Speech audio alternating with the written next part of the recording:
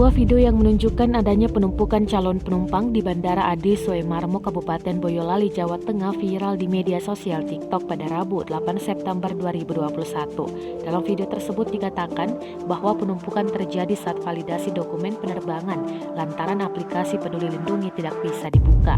Video yang diunggah oleh akun bernama @gsboyz tersebut mengatakan sulitnya validasi dokumen melalui aplikasi tersebut membuat banyak penumpang terlambat masuk ke pesawat.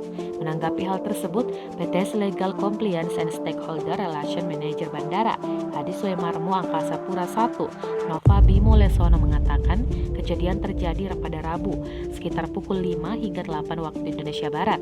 Ada gangguan jaringan di pusat, maka di kami maupun bandara lain sama di jam tersebut mengalami masalah secara nasional jadinya, kata dia kepada Kompas.com.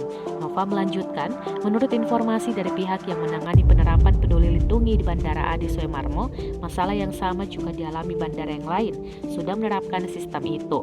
Selain itu, stasiun kereta api, pelabuhan, mal, serta kantor yang menerapkannya juga mengalami gangguan jaringan pada hari dan jam tersebut. Dia berasumsi bahwa sistem Peduli Lindungi sempat error lantaran saat ini sistem digunakan oleh banyak pihak, termasuk bandara, sehingga sistem memiliki beban yang cukup berat.